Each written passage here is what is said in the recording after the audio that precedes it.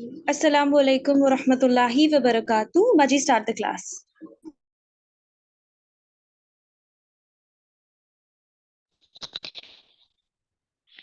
Okay. وعليكم السلام ورحمة الله وبركاته.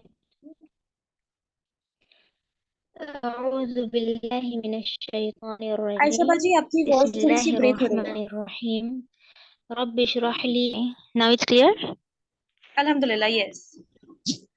Okay. رب اشرح لي صدري ويسر لي أمري واحلل عقدة من لساني يفقه قولي. رب زدني علما. رب زدني علما. رب زدني علما.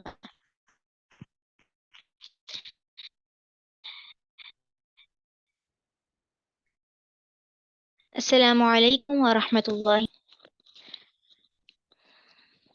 أعوذ بالله من الشيطان الرجيم. بسم الله الرحمن الرحيم.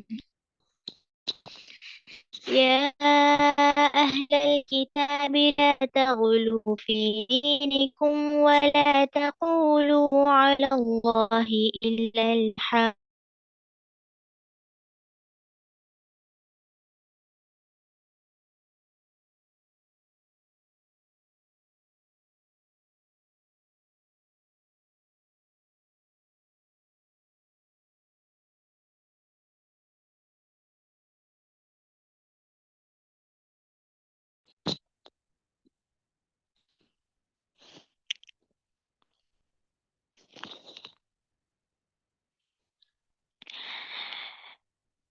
ولا تقولوا ثلاثة انتهوا خيرا لكم إنما الله إله واحد سبحانه أن يكون له ولد له ما في السماوات وما في الأرض وكفى بالله وكيلا.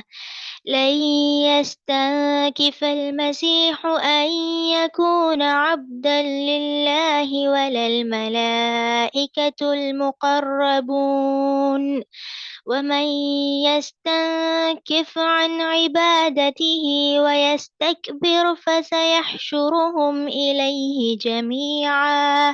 فأما الذين آمنوا وعملوا الصالحات فيوفيهم أجورهم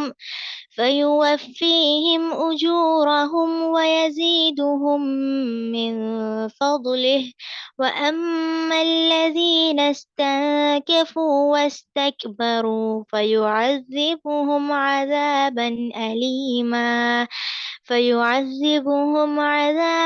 أليما ولا يجدون لهم من دون الله وليا ولا نصيرا. اعوذ باللہ من الشیطان الرجیم بسم اللہ الرحمن الرحیم۔ اے اہل کتاب، اپنے دین کے بارے میں حد سے نہ گزر جاؤ اور اللہ پر بجز حق کے اور کچھ نہ کہو۔ عیسیٰ ابن مریم علیہ السلام تو صرف اللہ تعالیٰ کے رسول اور اس کے حکم ہے، جسے مریم علیہ السلام کی طرف ڈال دیا تھا، اور اس کے پاس روح ہے۔ اس لیے تم اللہ کو اور اس کے سب رسولوں کو مانو اور نہ کہو کہ اللہ تین ہے۔ اس سے باز آ جاؤ کہ تمہارے لیے بہتری ہے۔ اللہ عبادت کے لائق تو صرف ایک ہی ہے، وہ اس کے پاس اور وہ اس سے پاک ہے کہ اس کی اولاد ہو۔ اس کے لیے ہے جو کچھ آسمانوں اور زمین میں ہے اور جو کچھ زمین میں ہے، اور اللہ کافی ہے کام بنانے والا۔ مسیح علیہ السلام کو اللہ کا بندہ ہونے میں کوئی ننگ و آر یا تکبر و انکار ہرگز ہو ہی نہیں سکتا، اور نہ مقرر فرشتوں کو۔ اس کی بندگی سے جو بھی دل چرائے اور تکبر و انکار کرے، اللہ تعالیٰ ان سب کو اکٹھا اپنی طرف جمع کرے گا۔ بس جو لوگ ایمان لائے ہیں اور شائستہ اعمال کیے، ان کا پورا پورا ثواب عنایت فرمائے گا اور اپنے فضل سے انہیں زیادہ دے گا۔ اور جن لوگوں نے ننگ و آر اور سرکشی کی اور انکار کیا، انہیں المناک عذاب دے گا، اور وہ اپنے لیے سوائے اللہ کے کوئی حمایتی دوست اور امداد کرنے والا نہ پائیں گے۔ بے شک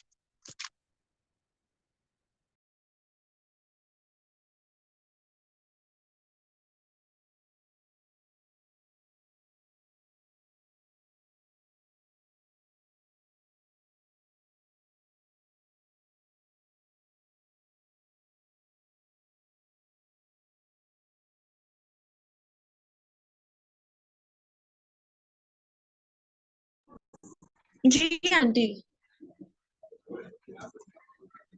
آپ تفسیر کریں.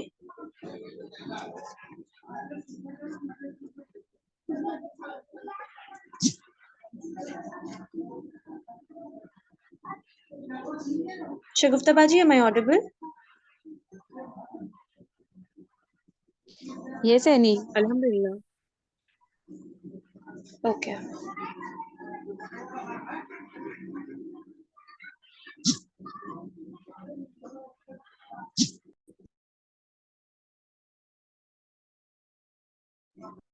آنٹی آپ کا مائک آف ہے, آپ مائک آن کیجیے.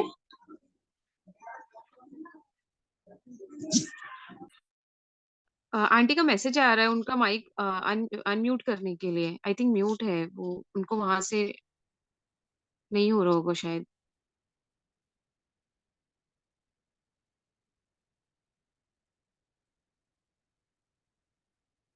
جی آنٹی میں نے آپ کو انمیوٹ کیا ہے.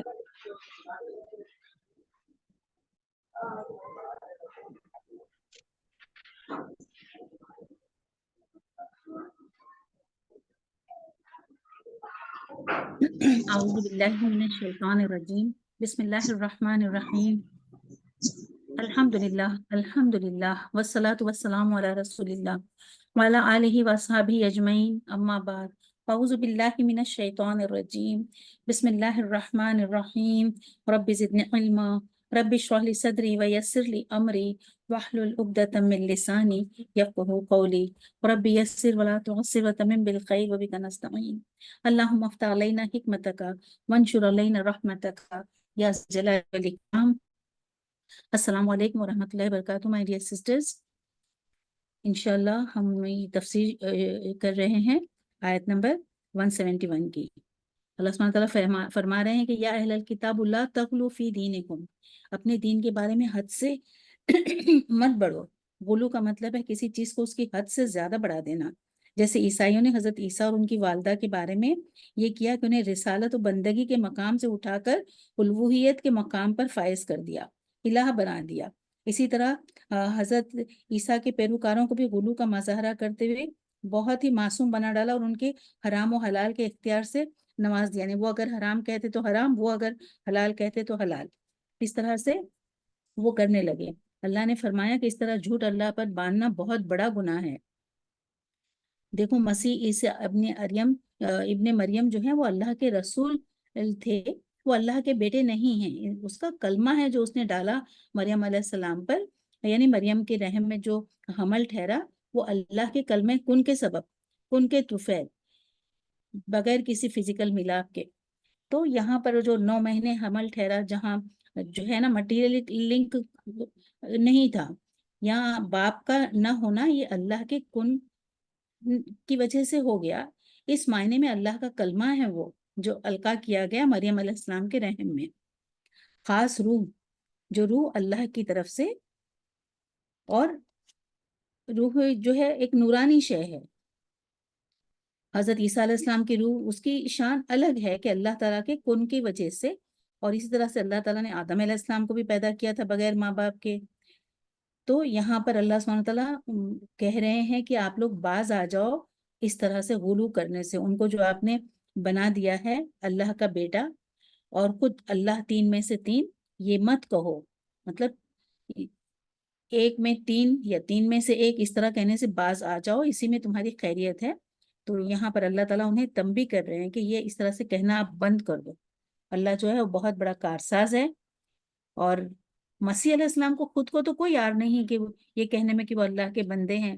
وہ تو اللہ کی عبادت کرتے ہیں اور ان کی ابدیت کی شان تو بہت ہی بلند و بالا ہے, رسالت سے اوپر, اور نہ ہی ملائکہ کو کوئی آر ہے. یہاں پر اللہ سب کو جمع کرے گا اپنے پاس, جو نیک عمل کیے ہوں گے ان کو پورے پورے اجر دے گا, اور خاص اپنے فضل سے نوازے گا. اور جنہوں نے تکبر کیا تھا انہیں عذاب دے گا, دردناک عذاب. اور اللہ کا عذاب کیسا ہوگا؟ بالکل بھی رسوا کرنے والا, اس میں کوئی مددگار نہیں ہوگا.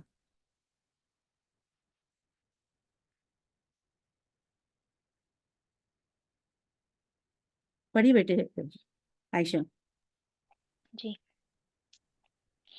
يا أيها الناس قد جاءكم برهان من ربكم وأنزلنا إليكم نورا مبينا فأما الذين آمنوا بالله واعتصموا به فسيدخلهم رحمة منه وفضل رحمة منه وفضل ويهديهم إليه صراطا مستقيما يستفتونك قل الله يفتيكم في الكلالة إن امرؤ هلك ليس له أخت فلها نصف ما ترك ويرثها إن لم يكن لها ولد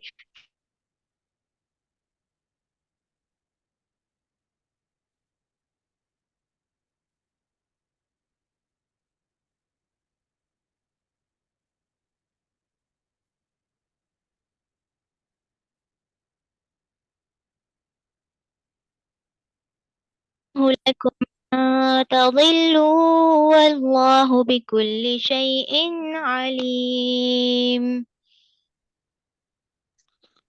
بے شک.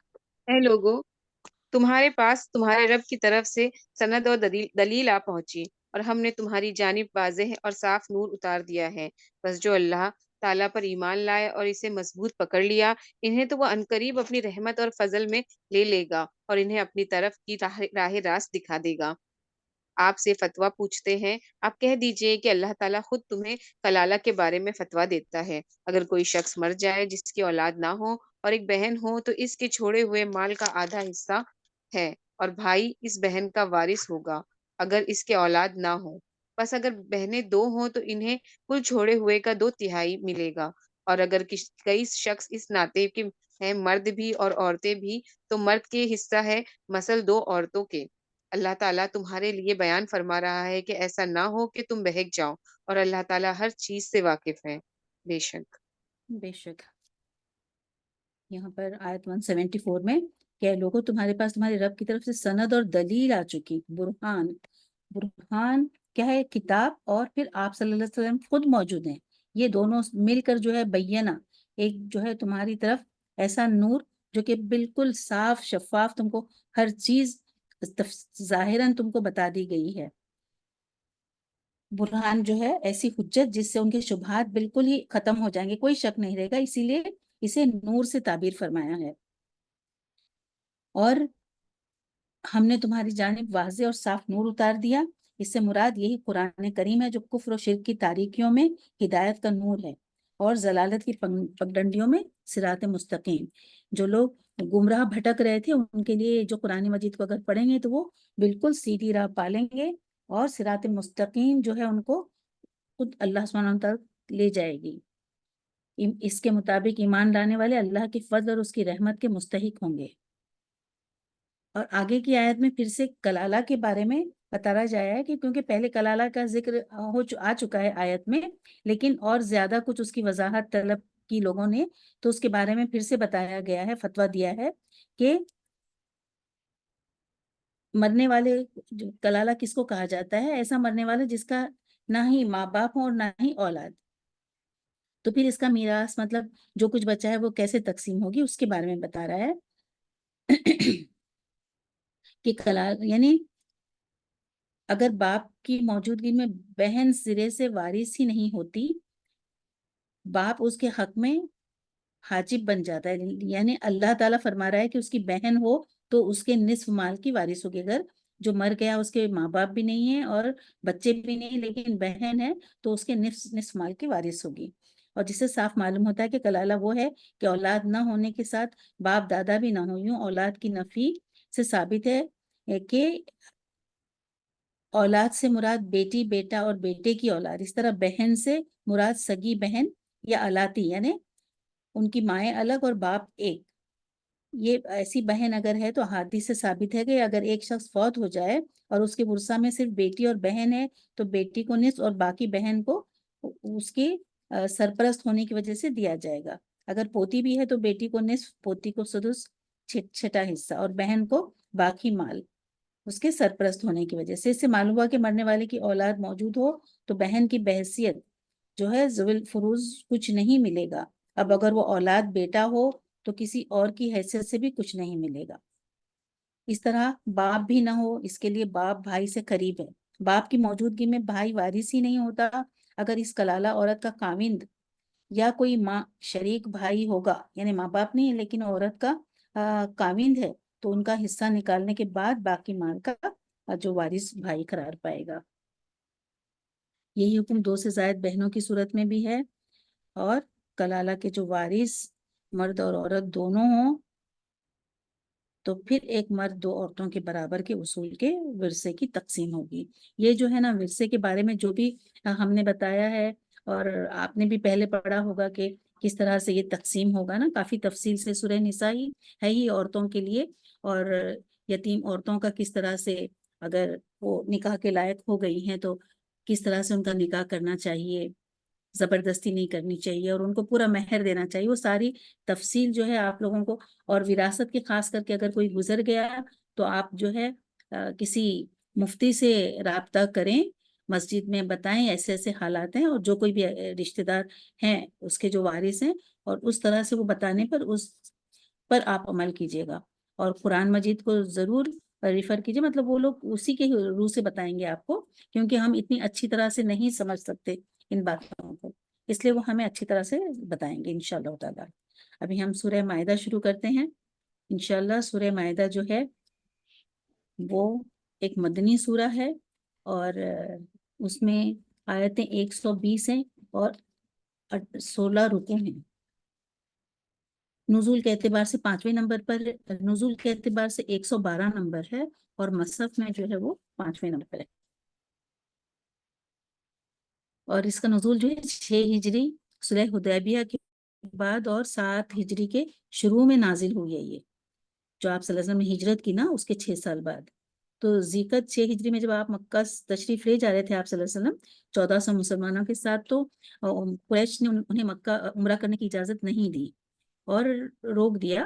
پھر بڑی مشکل سے پھر ایک معاہدہ ہوا جو صلح حدیبیہ کے نام سے مشہور ہے، کہ 10 سال پھر ہم آپس میں جنگ نہیں کریں، آپ لوگ آؤ، مطلب ابھی جاؤ واپس، ابھی عمرہ نہیں کرنے دیں گے، نیکسٹ ایئر آنا۔ تو انہیں چلیے پھر اجازت تو ملی، کم سے کم ریکگنائز تو کیا ان لوگوں نے، تو یہ ایک بہت خوشی کی بات تھی کہ آنے کی اجازت دی، اور 10 سال بھی ملے، تاکہ آپ صلی اللہ علیہ وسلم کو بہت موقع مل گیا اسلام کی اشاعت کے لیے۔ آپ صلی اللہ علیہ وسلم نے قریب قریب کے جتنے بھی تھی جگہیں وہاں پر خوب اسلام کی اشاعت کی، اور اللہ نے مسلمانوں کو پھر چونکہ جانا ہی تھا عمرہ کے لیے تو زیارت کے آداب بھی بتائے، جو شعائر اللہ کے احترام جو ہے، اور حرام حلال وغیرہ ساری تفصیل بتائی گئی ہے تاکہ وہ اس پر عمل کریں۔ تو ہم شروع کرتے ہیں انشاءاللہ۔ عائشہ شروع کرو بیٹے۔ جی، بسم اللہ الرحمن الرحیم۔ یا ایھا الذین آمنوا اوفوا بالعقود یتلی علیکم غیر محل الصید وانتم حرم ان اللہ یحکم ما یرید یا ایھا الذین آمنوا لا تحلوا شعائر اللہ ولا الشہر الحرام ولا الهدی ولا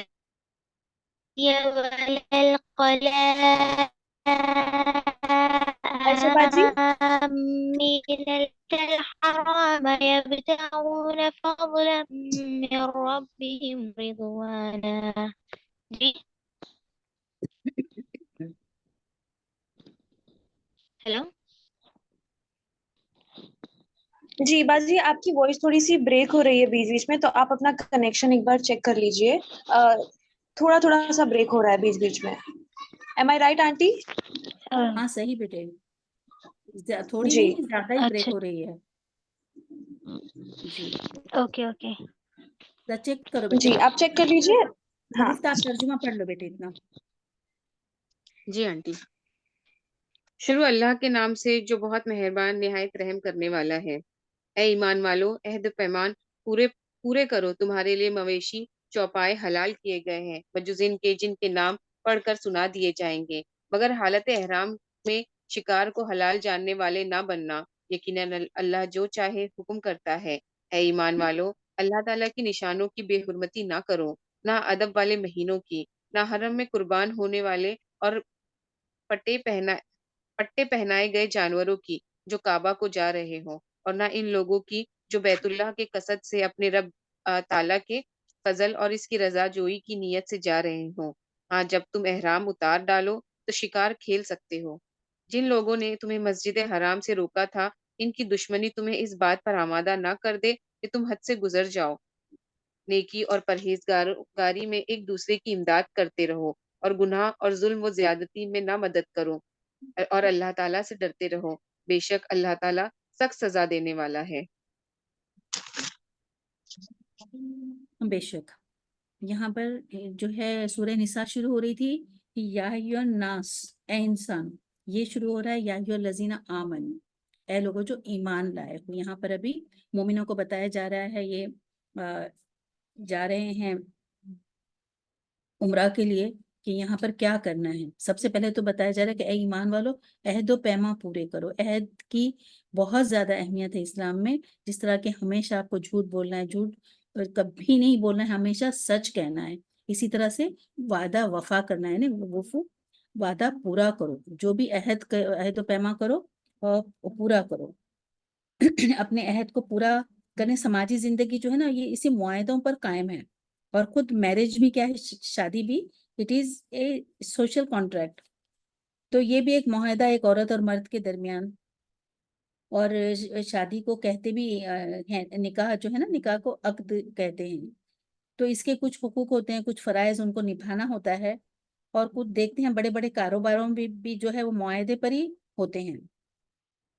تو یہاں پر آگے بتایا جا رہا ہے آپ کو کہ یہ جو احکام الہی ہیں جن کا اللہ نے انسان کو مکلف ٹھہرایا ہے، وہ عہد و پیما اور معاملات بھی ہیں جو انسان آپس میں کرتے ہیں، دونوں کا بھی پورا کرنا بہت ضروری ہے۔ اور اس کے آگے تمہارے لیے مویشی چوپائے حلال کیے گئے ہیں۔ یہ جو بہیمہ ہے، چوپائے کو کہتے ہیں، جو 4 ٹانگوں والے جانور ہوتے ہیں، جو ہے انہیں بہیمہ کہا جاتا ہے، جیسے اونٹ، گائے، بکری اور بھیڑ وغیرہ۔ اور اس کے علاوہ جو جانور وحشی ہیں تو وہ حلال نہیں ہیں آپ کے لیے۔ اس طرح سے آپ کو آگے لسٹ آئے گی پوری کہ اگر کوئی مردار ہے تو اس کو بھی نہیں کھانا ہے، کس کو کھانا ہے اور کسے نہیں کھانا ہے، ٹھیک ہے۔ تو ان باتوں کا آپ کو خیال رکھنا ہے، اور اس کے ساتھ ہی جو ہے شعائر اللہ جو ہے، شعائر کیا ہے، نشانیاں، شعیرہ کی جمع ہے۔ یہ حرمات جو ہیں اللہ نے، جن کی تعظیم اور حرمت اللہ نے مقرر فرمائی ہے، بعض نے اسے عام رکھا ہے، یعنی حج اور عمرہ کے جو مناسک مراد ہیں اس سے، ان کی بے حرمتی نہ کرو۔ اس طرح حج و عمرہ کی ادائیگی میں کسی کے درمیان رکاوٹ بھی مت بنو۔ اب بے حرمتی جو ہے یہاں پر شہر الحرام، شہر میں الشہر الحرام یعنی حرمت کے تمام مہینے مراد ہیں۔ شہر کے معنی مہینہ ہے، تو یہاں پر سارے ہی مہینے ہیں، چاروں مہینے کون سے ہیں؟ رجب، ذوالقعدہ، ذوالحج اور محرم۔ اس کی حرمت برقرار رکھو اور ان میں قتال مت کرو، یعنی خون بہانا، لڑنا جھگڑنا، گالی گلوچ جس میں منع ہے، یہ 4 مہینوں میں۔ اور آگے یہ ہے کہ ہدا جو جانور کو کہتے ہیں، ایسا جانور جو حاجی یا جو عمرہ کرنے والے حرم میں جب قربان کے لیے ساتھ لے جاتے ہیں، ان کے گلے میں پٹے ڈال دیے جاتے ہیں کہ یہ ہدا کا جانور ہے، یعنی یہ قربانی کے لیے لے جایا جا رہا ہے، کہ ان جانوروں کو کسی سے چھینا جائے، نہ ہی ان کے حرم تک پہنچنے میں کوئی رکاوٹ کھڑی کی جائے۔ اور آگے فرمائیں کہ اپنے رب کے فضل اور اس کی رضا جوئی کی نیت سے جو جا رہے ہیں، یعنی حج و عمرہ کی نیت سے یا تجارت و کاروبار کے غرض سے بھی جا سکتے ہیں، تو حرم جانے والوں کو مت روکو، انہیں تنگ مت کرو۔ اور اور جب آپ کا عمرہ ہو جائے تو آپ احرام کھول دو، اور پھر آپ شکار کر سکتے ہو۔ اگر شکار کرنا چاہتے تو احرام کی حالت میں شکار کرنے سے منع کیا گیا ہے۔ اور کوئی دشمنی تمہیں اس بات پر آمادہ نہ کرے کہ تم حد سے گزر جاؤ۔ یہ کس کے بارے میں ہو رہا ہے؟ کہے جا رہے ہیں کہ ان سے دشمنی۔ اب یہاں پر وہ جو دشمنی، جیسے کہ وہ لوگ اس کے لیے آئے تھے نا 1 سال پہلے عمرہ کے لیے آپ صلی اللہ علیہ وسلم 1400 صحابیوں کے ساتھ، ان لوگوں نے روک دیا تھا، نہیں کرنے دیا تھا. وہ لوگوں کی کتنی تڑپ تھی. ایک تو گھر بار چھوڑ کر وہ لوگ ہجرت کر کے گئے تھے مدینہ، اور ایک جب آپ صلی اللہ علیہ وسلم نے خواب دیکھا اور سب کو بتایا کہ ہم جائیں گے، تو خوشی سے وہ پورے نہیں سمجھا نا کہ ہمیں اپنا گھر، اپنا شہر، اپنا خود سوچو اپنے بارے میں، اگر ہمیں کوئی اس طرح سے کر دے نا، در بدر جو کہتے ہیں شہر بدر ہی اگر کر دے تو کیا حال ہوا. جب اتنی خوشی سے جا رہے تھے لیکن ان لوگوں نے روک دیا.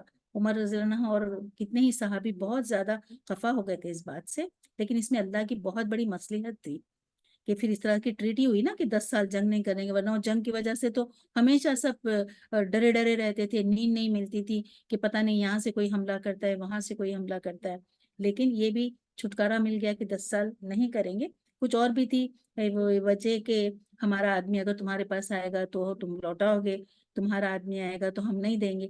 تو بھی آپ صلی اللہ علیہ وسلم ہر چیز کے لیے ایگری ہوئے کہ بھئی ہمارا آدمی پہلی بات تو آئے گا ہی نہیں، اور اگر آیا تو پھر اس کا مطلب یہ ہے کہ اس کے دل میں ایمان ہی صحیح نہیں، تو ٹھیک ہے، اور ان کا آیا تو اس کو بھی نصیحت کر کے تو بھیج ہی سکتے ہیں جب ٹریٹی ہو گئی.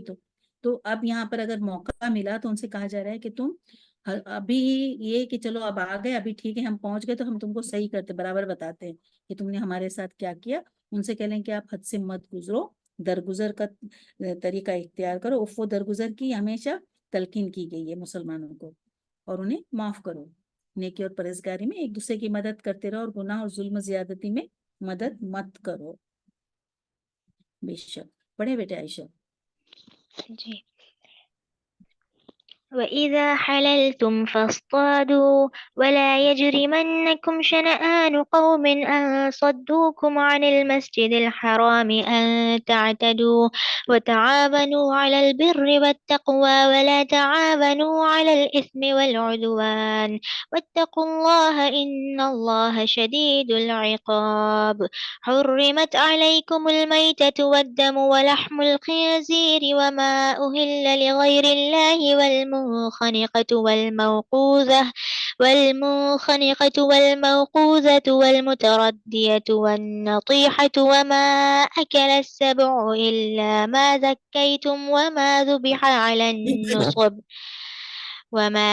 على النصب وأن تستقسموا بالأزلام ذلكم فسق. اليوم يئس الذين كفروا من دينكم فلا تخشوهم واخشون اليوم أكملت لكم دينكم وأتممت عليكم نعمتي ورضيت لكم الإسلام دينا فمن اضطر في مخمصة غير متجانف لإثم فإن الله غفور رحيم.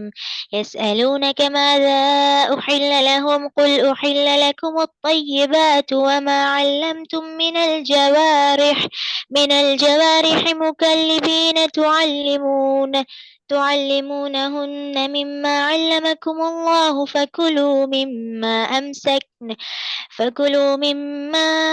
أمسكن عليكم واذكروا اسم الله عليه واتقوا الله إن الله سريع الحساب. اذان ہے اور یہ بیٹے رک جائیں.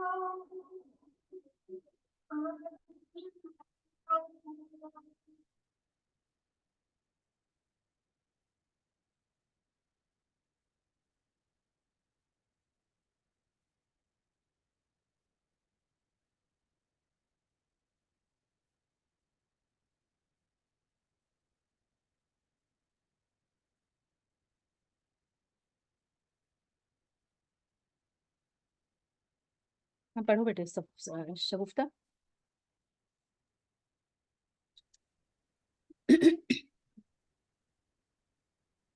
شگفتہ جی آنٹی. ہاں پڑھی بیٹے. آیت نمبر 3. تم پر حرام کیا گیا ہے مردار اور خون اور خنزیر کا گوشت اور جس پر اللہ کے سوا دوسرے کا نام پکارا گیا ہو اور جو گلا گھونٹنے سے مرا ہو اور جو کسی ضرب سے مر گیا ہو اور جو اونچی جگہ سے گر کر مرا ہو اور جو کسی کے سینگ مارنے سے مرا ہو اور جسے درندوں نے پھاڑ کھایا ہو لیکن اسے تم ذبح کر ڈالو تو حرام نہیں، اور جو آستانوں پر ذبح کیا گیا ہو، اور یہ بھی کہ کرا کے تیروں کے ذریعے فال گیری کرو، یہ سب بدترین گناہ ہے۔ آج کفار تمہارے دین سے نا امید ہو گئے، خبردار تم ان سے نہ ڈرنا اور مجھ سے ڈرتے رہنا۔ آج میں نے تمہارے لیے دین کو کامل کر دیا اور تم پر اپنا انعام بھرپور کر دیا، تمہارے لیے اسلام کے دین ہونے پر رضامند ہو گیا۔ بس جو شخص شدت کی بھوک میں بے قرار ہو جائے بشرط یہ کہ کسی گناہ کی طرف اس کا میلان نہ ہو، تو یقیناً اللہ تعالیٰ معاف کرنے والا اور بہت بڑا مہربان ہے۔ بے شک. آپ سے دریافت کرتے ہیں کہ ان کے لیے کیا کچھ حلال ہے۔ آپ کہہ دیجئے کہ تمام پاک چیزیں تمہارے لیے حلال کی گئی ہیں، جن شکار کھیلنے والے جانوروں کو تم نے سدھار رکھا ہے، یعنی جنہیں تم تھوڑا بہت سکھاتے ہو، جس کی تعلیم اللہ تعالیٰ نے تمہیں دے رکھی ہے، بس جس شکار کو وہ تمہارے لیے پکڑ کر روک رکھے تو تم اسے کھا لو اور اس پر اللہ تعالیٰ کا نام ذکر کر لیا کرو اور اللہ تعالیٰ سے ڈرتے رہو، یقیناً اللہ تعالیٰ حساب لینے والا ہے۔ بے شک. یہاں پر آیت 3 میں بتایا کہ حرام کیا گیا مردار، خون اور خنزیر کا گوشت اور جس پر اللہ کے سوا دوسرے کا نام پکارا گیا ہو۔ یہ جو محرمات کا ذکر شروع ہو رہا ہے یہ اس سے پہلے بھی سورہ بقرہ میں گزر چکا ہے، اور پھر سے آپ لوگ نوٹ کر لیجئے کہ اگر کوئی مردار ہے تو پھر آپ کو کھانا، اگر وہ جانور حلال بھی ہے تو بھی اگر وہ مرا ہوا پایا گیا تو آپ اس کو نہیں کھائیں گے۔ اس کے علاوہ خنزیر اور وہ جو ہے یہ بھی حرام ہے۔ گلا کوئی ایک شخص جیسے کسی کا جانور کا گلا گھونٹ دے یا خود وہ گلا گھونٹ جانے سے مر جائے تو ایسا جانور بھی حرام ہے۔ کسی نے پتھر یا لاٹھی یا کوئی چیز ماری جس سے وہ بغیر ذبح کیے مر گیا تو وہ بھی حرام ہے۔ پہلے اس طرح لوگ کھا لیا کرتے تھے، اس لیے شریعت نے اسے منع فرمایا۔ اور یہ جو کہیں سے گر جاتا ہے نا، جیسے خود گرا یا کسی نے پہاڑ وغیرہ سے دھکا دے کر گرایا تو بھی اگر مر گیا ذبح کرنے سے پہلے تو اس کو کھانا حرام ہے۔ اور یہاں پر جو ذبح کا کیا صحیح طریقہ ہے، صحیح طریقے سے ذبح کر لو تو تمہارے لیے ان کا کھانا حلال ہوگا۔ تو یہ ذبح کرتے وقت جانور جیسے پھڑکے اور ٹانگیں مارتا ہے، اگر نہیں ایسا کیا، وہ اسے ایک دم بے حس و حرکت پڑا ہے یعنی وہ مردہ ہے تو پھر وہ حرام ہے۔ اگر تم بسم اللہ پڑھ کر تیز دھار آلے سے جو جانور زندہ ہے اس کا گلا اس طرح کاٹا جائے کہ رگیں کٹ جائیں، اور ذبح کے علاوہ جس طریقے سے یہ کھڑے جانور کے لیے پر چھری ماری جاتی ہے نا، تو اونٹ کا نہر کیا جاتا ہے، وہ الگ طریقہ ہے۔ تو جبکہ اونٹ کے علاوہ دیگر جانوروں کے لیے بھی ذبح کرنا بہتر ہے، اور جب سارا رگیں کٹ جاتی ہیں، سارا خون بہہ جاتا ہے، تب آپ اس جانور کا گوشت کھا سکتے ہو، آپ کے لیے مفید ہوگا پھر۔ اور دوسرا یہ آستانوں کے بارے میں بتائی جا رہی ہے کہ مشرک کیا کرتے تھے، اپنے بتوں کے قریب ہے نا کوئی پتھر ایسا نصب کر لیتے تھے، اور جیسے آستانے کے طور پر وہاں پر بتوں کے نام نظر و نیاز چڑھایا کرتے تھے، وہاں لے جا کر جانوروں کو ذبح کیا کرتے تھے۔ تو اس پر وہاں کا کھانا، اور مقبروں اور درگاہوں پر بھی جا کر لوگ ایسے ہی کرتے ہیں، ذبح کرتے ہیں بغیر اللہ کا نام لیے، تو وہ سب کھانا حرام ہے۔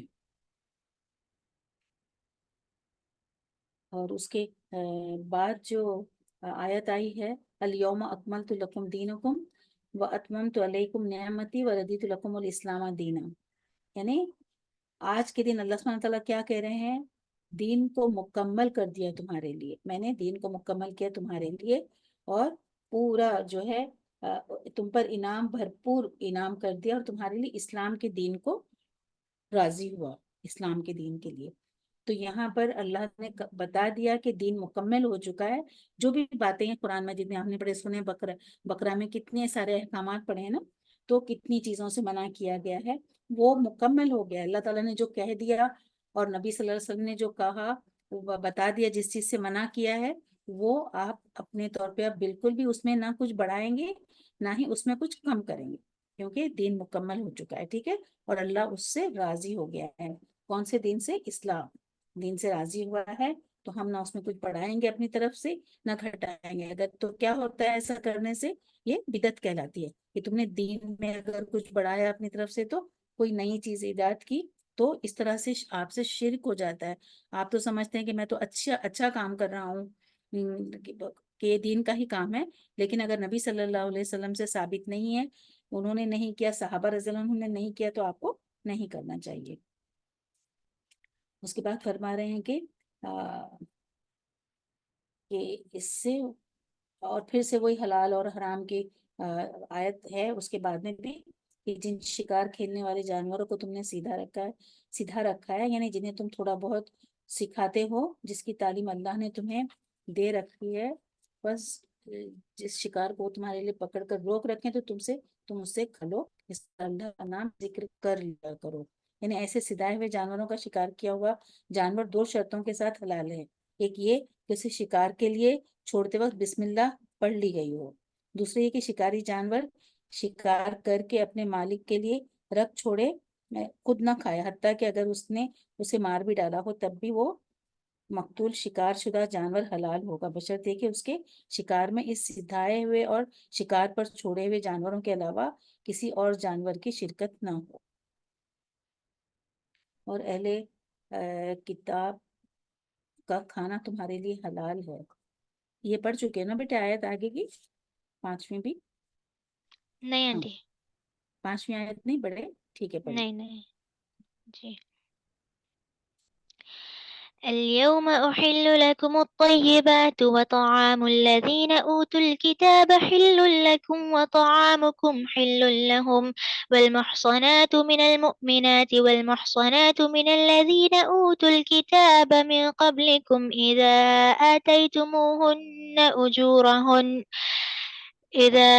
آتيتموهن أجورهن محصنين غير مسافحين ولا متخذي أخدان ومن يكفر بالإيمان فقد حبط عمله وهو في الآخرة من الخاسرين يا أيها الذين آمنوا إذا قمتم إلى الصلاة Just a minute.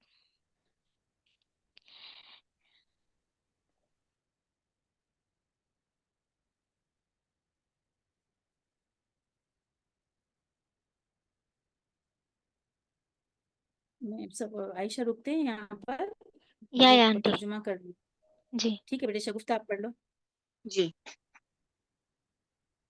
کل پاکیزہ چیزیں آج تمہارے لیے حلال کی گئی، اور اہل کتاب کا ذبیحہ تمہارے لیے حلال ہے، اور تمہارا ذبیحہ ان کے لیے حلال ہے، اور پاک دامن مسلمان عورتیں جو لوگ تم سے پہلے کتاب دیے گئے ہیں، ان کی پاک دامن عورتیں بھی حلال ہیں، جبکہ تم ان کے مہر ادا کرو، اس طرح کہ تم ان سے باقاعدہ نکاح کرو، یہ نہیں کہ اعلانیہ زنا کرو یا پوشیدہ بدکاری کرو۔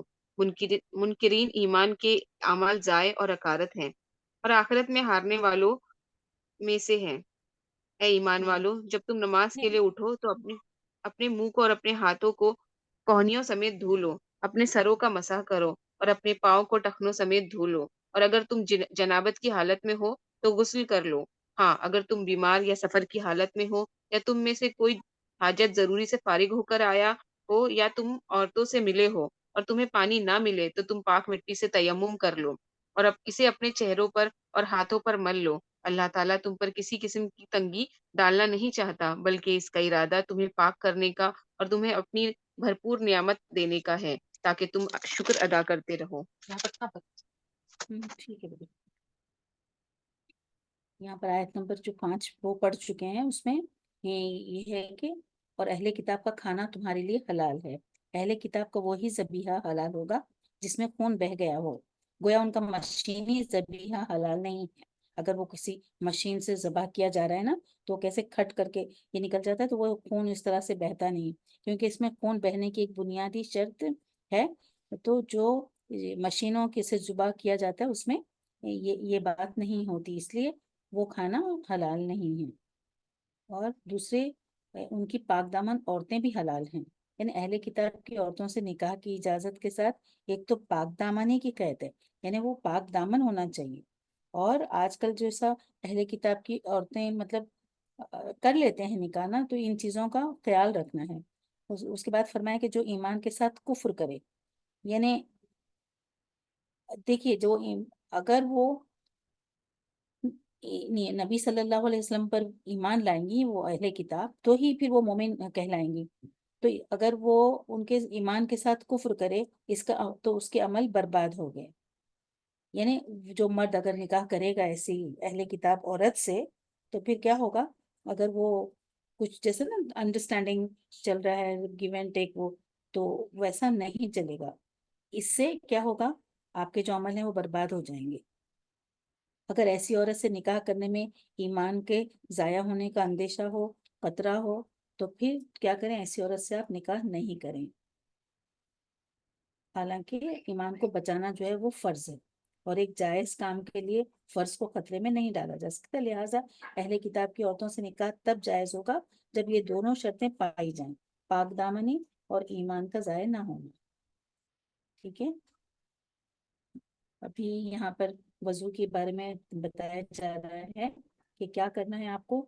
منہ دھونا ہے، اور 1 2 یا 3 مرتبہ دونوں ہتھیلیاں دھونے، کلی کرنے، ناک میں پانی ڈال کر جھاڑنے کے بعد، جیسا کہ حدیث سے ثابت ہے کہ منہ دھونے کے بعد ہاتھوں کو کوہنیوں سمیت دھویا جائے۔ اور مسح کیسا کرنا ہے؟ پورے سر کا کیا جائے، جیسا کہ حدیث سے ثابت ہے کہ اپنے آگے سے پیچھے گدی تک ہاتھ جو ہے آگے سے پیچھے گدی تک لے جائے، پھر وہاں سے آگے کو واپس لائے جہاں سے شروع کیا تھا، سر سے نا، پیشانی سے۔ اسی کے ساتھ کانوں کا مسح کر لے، اور اگر سر پر پگڑی یا امامہ ہو تو حدیث کی روح سے موزوں کی طرح اس پر بھی مسح کرنا جائز ہے، اور 1 مرتبہ ہی اس طرح مسح کر لینا کافی ہے۔ اور امام شوکانی کے نزدیک سر کے کچھ حصے کا مسح کر لینا بھی کافی ہے، لیکن امام ابن کثیر نے اسے غیر صحیح قرار دیا ہے۔ اور سر کے اگلے حصے پر مسح اور باقی سر پر پگڑی ہو تو پگڑی پر مسح بھی درست ہے، صحیح مسلم کی حدیث میں۔ اور اگر تم جنابت کی حالت میں ہو تو غسل کر لو۔ اگر بیمار اور سفر میں ہو، پانی نہیں ہو، تو اس وقت بھی آپ تیمم کر سکتے ہیں۔ یہاں پر تیمم کے بارے میں بھی بتایا گیا ہے کہ کیا کرنا ہے۔ پیر جو ہے نہیں، ارجلکم آگے جو ٹخنوں کے بارے میں ہے کہ ٹخنوں سمیت دھو لو وضو میں ہی، تو پیر کو کیسے دھونا ہے؟ ٹخنوں سمیت، اپنے ٹخنوں سمیت دھونا ہے پیروں کو۔ انگلیوں کا مسح، اس کا بھی، پیروں کی انگلیوں کا بھی مسح کرنا بھی سنت ہے۔ اور اگر موزے باوضو ہیں آپ اور موزہ پہنے ہوئے اور وضو میں ہیں، تو اس پر بھی آپ مسح کر سکتے ہیں۔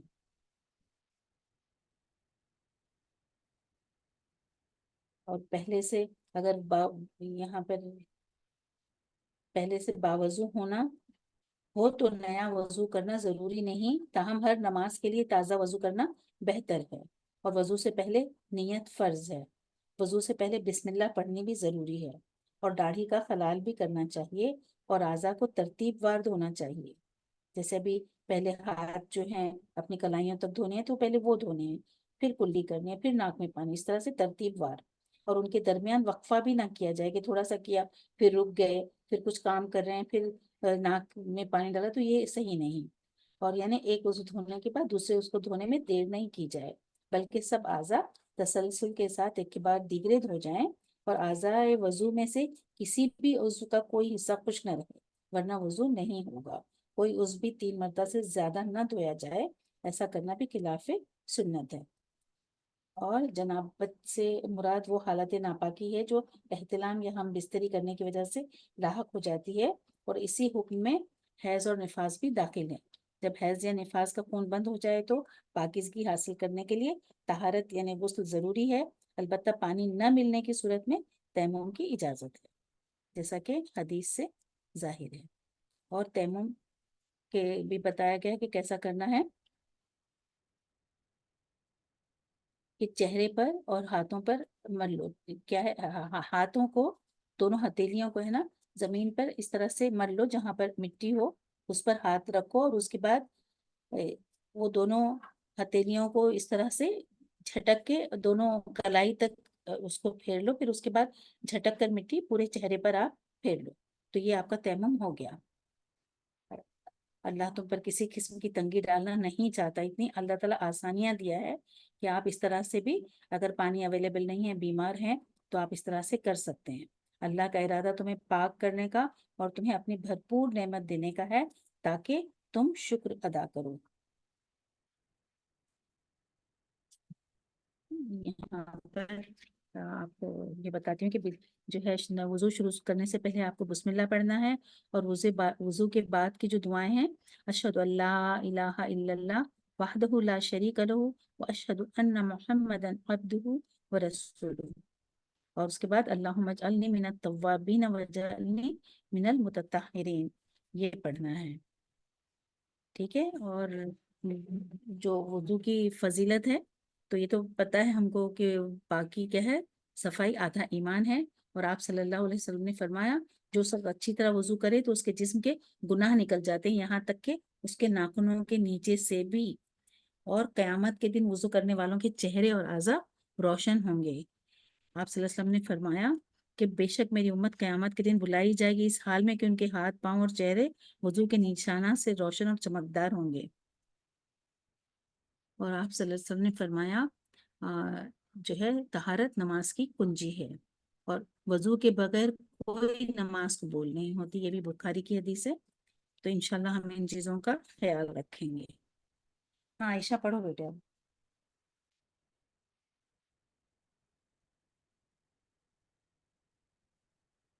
عائشہ. جی جی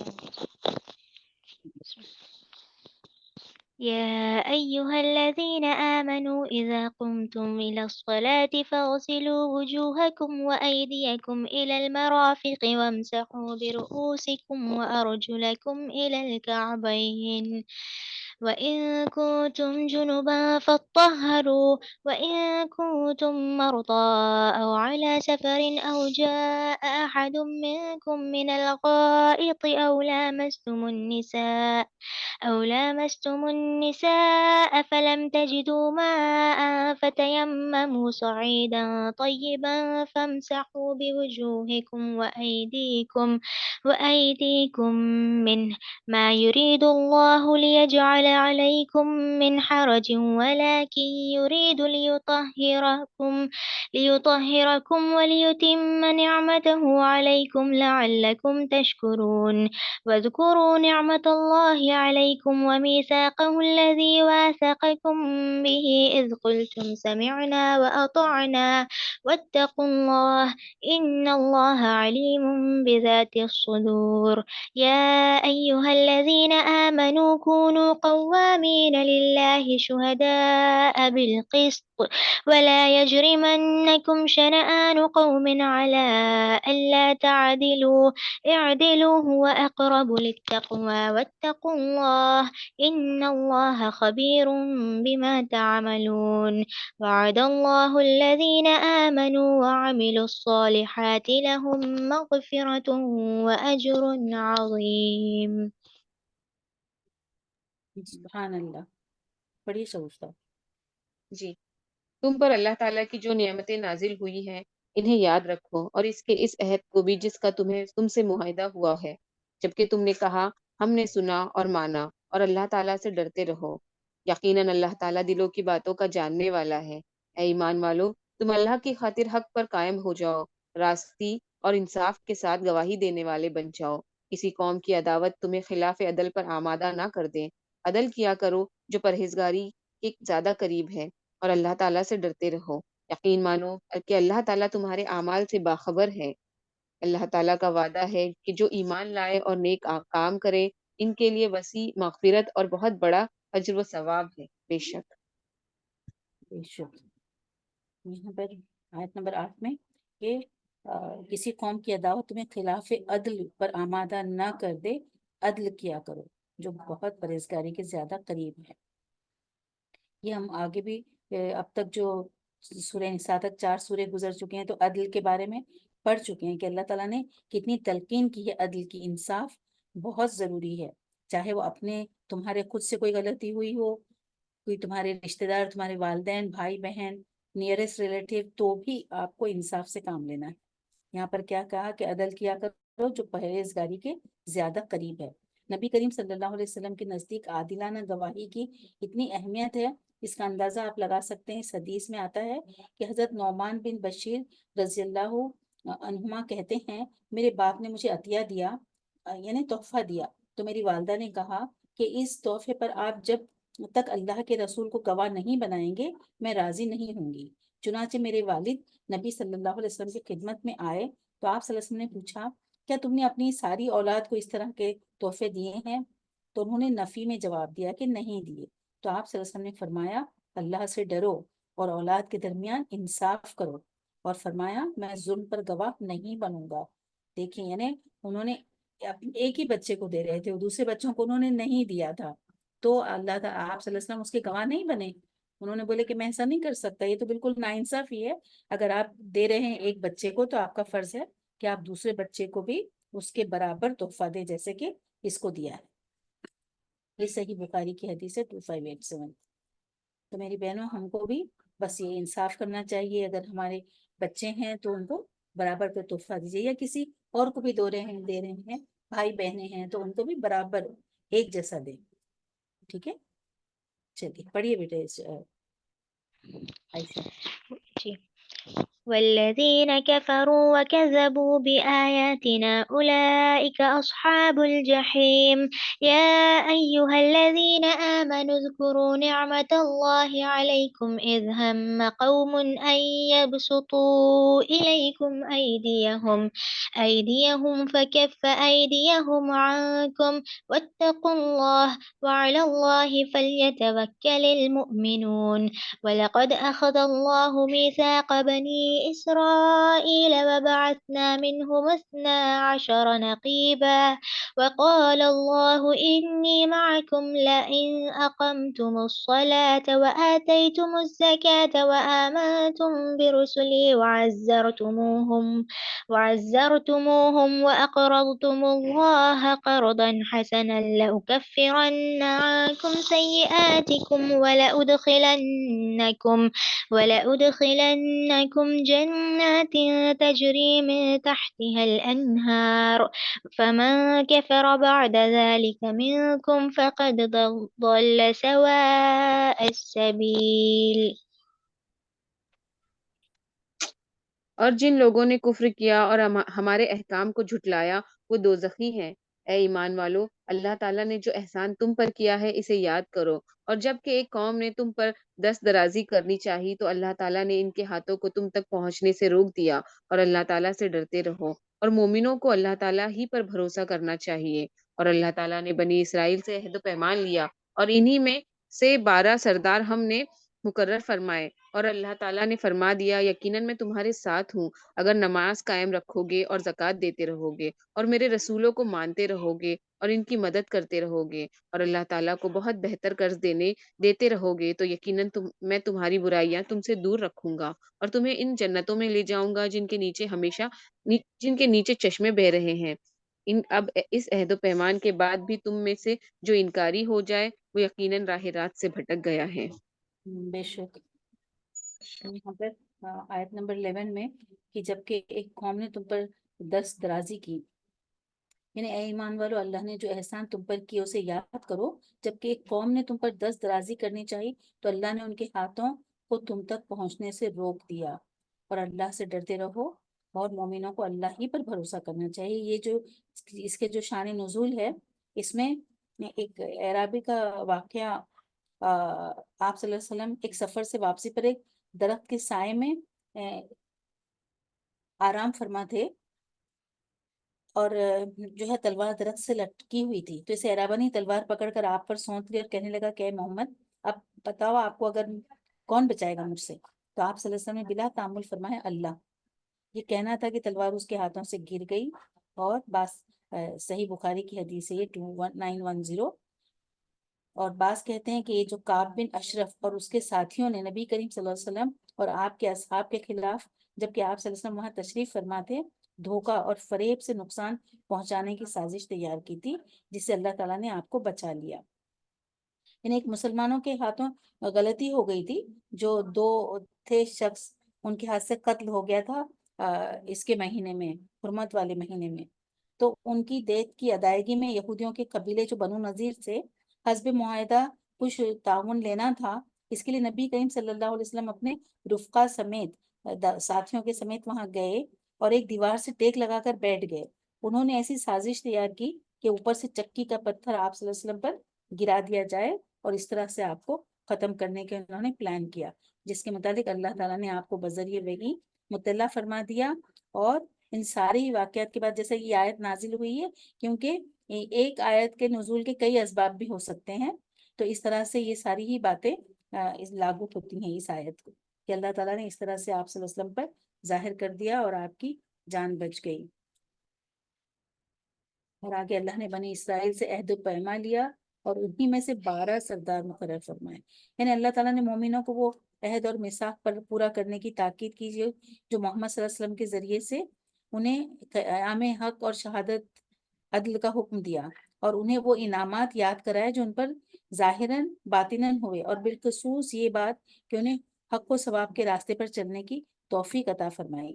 تو اب اس مقام پر اس عہد کا ذکر فرمایا جا رہا ہے جو بنی اسرائیل سے لیا گیا اور جس میں وہ ناکام رہے، یعنی بنی اسرائیل کی طرح عہد و میثاق کو پامال کرنا شروع نہ کر دینا۔ اللہ تعالیٰ مومنوں سے کہہ رہے ہیں کہ تم ایسا نہ کرنا جیسے ان لوگوں نے پامال کر دیا۔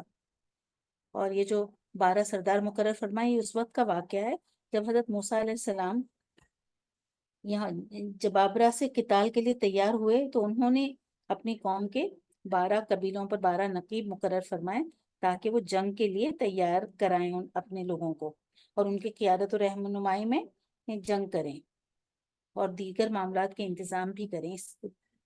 اس کے لیے موسیٰ علیہ السلام نے ان کو اپوائنٹ کیا تھا 12 لوگوں کو، جس 12 قبیلے تھے نا، تو ان کے 12 سردار مقرر کیے تھے تاکہ وہ، اللہ تعالیٰ کا حکم تھا کہ یہاں سے نکل کے ان سے جنگ کرو، تو اس جنگ کے جیسا تیاری کرنے کے لیے۔ ہاں پڑھیں بیٹے آپ۔ فبما نقضهم ميثاقهم لعناهم وجعلنا قلوبهم قاسية يحرفون الكلم عن مواضعه ونسوا حظا مما ذكروا به ولا تزال تطلع على خائنة منهم إلا قليلا منهم فاعفوا عنهم واصفح إن الله يحب المحسنين ومن الذين قالوا إنا نصارى أخذنا ميثاقهم فنسوا حظا مما ذكروا به فأغرينا بينهم العداوة والبغضاء إلى يوم القيامة وسوف ينبئهم الله بما كنتم يصنعون۔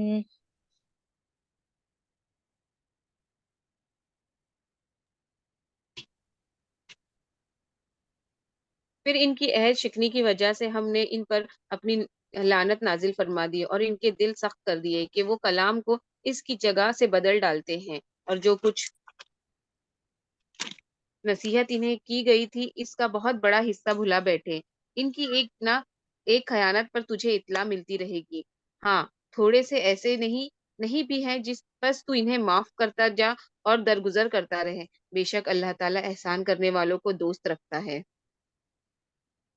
اور جو اپنے آپ کو نصرانی کہتے ہیں، ہم نے ان سے بھی عہد و پیمان لیا، انہوں نے بھی اس کا بڑا حصہ فراموش کر دیا اور انہیں نصیحت کی گئی تھی تو ہم نے بھی ان کے آپس میں بغض و عداوت ڈال دی جو تا قیامت رہے گی، اور جو کچھ یہ کرتے تھے عنقریب اللہ تعالیٰ انہیں سب بتا دے گا۔